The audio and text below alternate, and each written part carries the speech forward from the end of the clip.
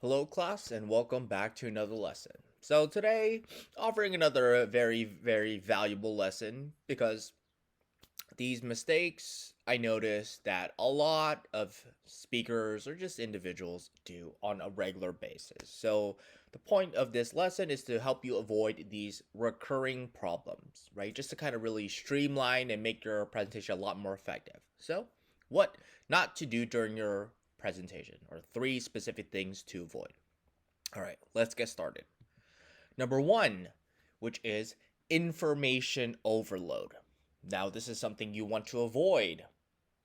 And obviously, it depends on the presentation, the context, how long your presentation is. There's a lot of variables to this.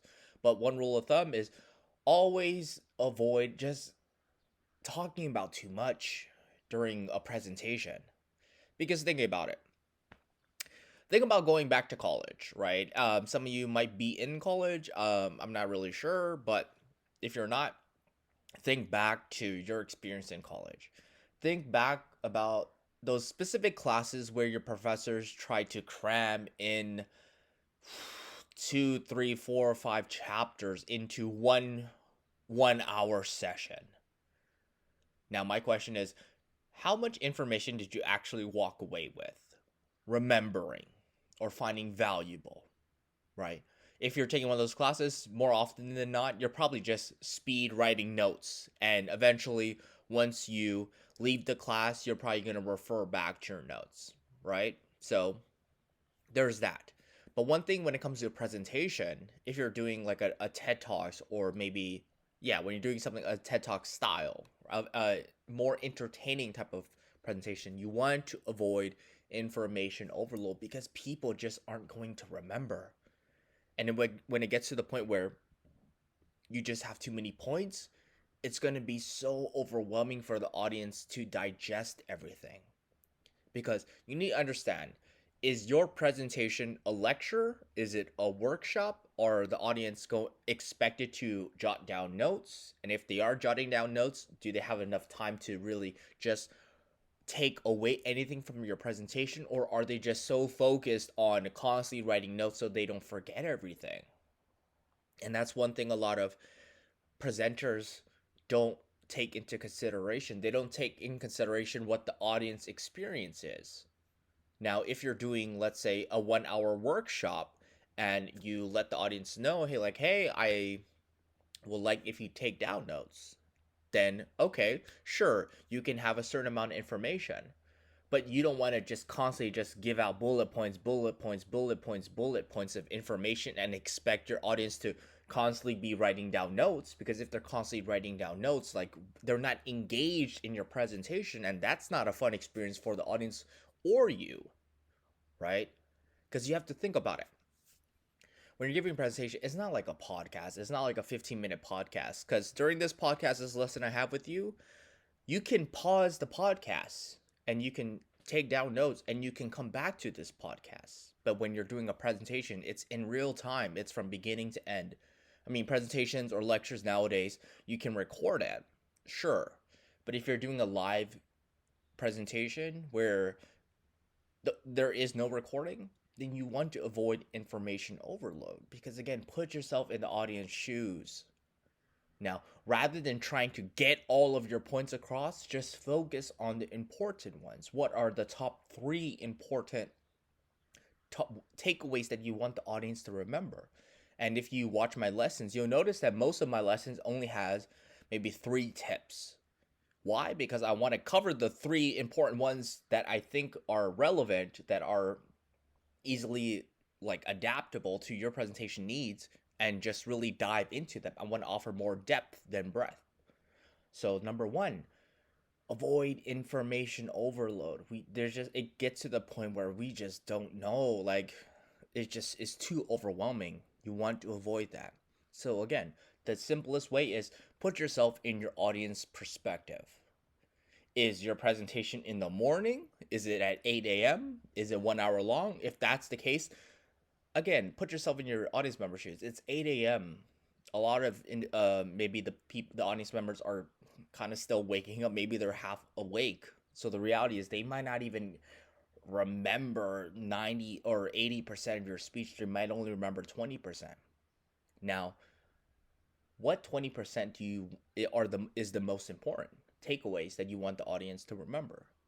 And that 20%, you want to focus on that 20%. You really want to hammer home like what are the 20% most important things that you want the audience to remember. So, number 1, avoid information overload. And I trust you to adjust what is considered overload or information overload depending on your audience. It's all about adjustment. There is no simple rule, right? But again, just put yourself in your audience perspective. Now, number 2, another thing to avoid is only talking about yourself. Now, this is one of the things that a lot of people do, surprisingly, right? They're expected to give a presentation, and 80% of their speech they're just talking about their own experience. They're only just talking about their opinions, their thoughts, etc. But it's like, as an audience member, you're there sitting in an audience to hear a presentation, which a lot of people don't even want to do, right? Now, this is one of the problems that a lot of people face, right? It's just standing up there and just constantly talking about themselves. Now, obviously, this rule depends on the context of the actual speech and presentation. Now, if you're invited to an event and you're expected to talk about, your stories of how you got to the position you're in, then obviously that's a different case. And obviously, if you're having an interview with someone, then obviously you're expected to talk about yourself. But I'm referring to the majority of presentations that that a lot of my listeners are actually give. Right? Most of y'all are probably employees or CEOs or advisors or someone in a position of power where you're expected to give presentation on information, or you're trying to persuade people to do something, take some sort of action. Now, when the individuals I'm referring to, the thing you have to avoid is just constantly talking about yourself, right? Because you need to think about the position you're in. Let's say you're the CEO of a company and you're giving a presentation on the goals that you want to meet for the specific week. Obviously, you want, as the audience members or the employees, they have a couple of things that they actually want to hear. What are the goals and what do I need to do, right? What steps do you expect from me? How do I contribute to this company to reach said goal? Now, those are the greatest takeaways. That's what your employees want to hear. Now, if you divert away from that, it's going to make people roll their eyes. It's like, come on, just get to the point. Especially if you just talk about yourself. You talk about your experience of like, oh, when I was your age, I did this, I did that. It's like, that's important when it comes to maybe a TED Talks and where the audience members want to hear your perspective, but there's a fine balance. You don't want to devote majority of your time just constantly talking about yourself. We want to hear the goals. We want it to be clear, concise. What is the point? So avoid talking about yourself unless it's really, really relevant. Okay. So number 3, last tip, is going off on a tangent, which is kind of piggybacking off the previous point. Now, think about presentations. Think about the different objectives. What are the audience members' expectations? Now, you want to obviously meet the audience's expectations. Is their expectations that, okay, by the end of this presentation, I will know what our goals for this company is for this particular week, and I will know what I specifically as an employee have to do. Okay, those are the 2 expectations. Great. Now, if you go off on a tangent, it dances around these expectations, or you're just drawing out what I need to hear. So when it comes to communication, one thing that you always want to do when it comes to prepared or extemporaneous type of speaking, or when it comes to presentations, is you want to be clear, concise. You should be focused more on being an effective communicator than an entertaining one. And that's one thing I notice a lot of individuals do, is they try to be entertaining. They try to please the audience with jokes or with examples or metaphors or funny references. Simply put, they try too hard when the audience doesn't care, or that they don't want, that's not what they want. They want to know What do I have to do? Keep it clear, keep it concise, keep it effective. Just let me know, what do you need from me? Because it's always about the audience. When it comes to presentation, it comes to just being an effective communicator. What are the audience's expectations and needs? How do you, as the sender of a message, meet those expectations to ensure that whatever task needs to be done gets done effectively? You want to just remove a lot of the fluff and going off on a tangent, just talking about your story or references. It doesn't really add to that goal. And of course, we all do fall victim to it at times because we have an idea that pops in our head, and that's fine, right? But you want to avoid constantly doing it, especially when it's that time of day or that time of the month where people just are out of it, right? They're just like emotionally and mentally drained. It's like, come on, dude, don't waste my time. I'm so exhausted. Those are those presentations you want to avoid going off on tangent the most. People are just exhausted. They just want to know what you need to tell me. And in that case, you might even want to consider whether you actually have to give a presentation or not.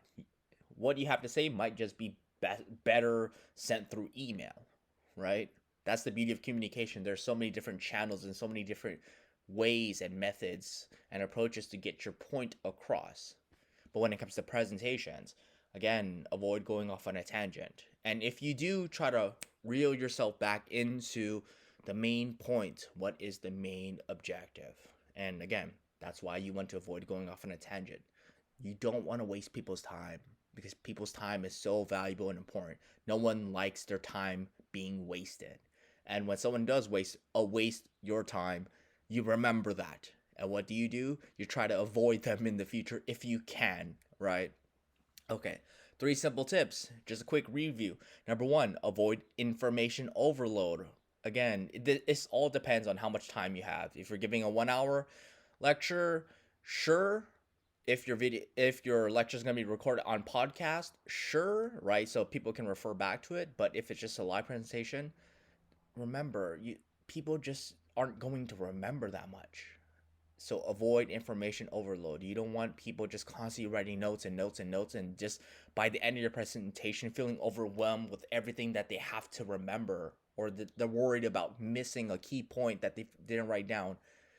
Avoid that, right? You're not in college. Well, I mean, I don't know if you're in college or not, but just avoid information overload. There are different ways to send other there are different ways and many methodologies to get your point across. If you want to send more information that's not in your speech, you can just email them a PDF about reminders and things like that, right? So avoid information overload in your presentations.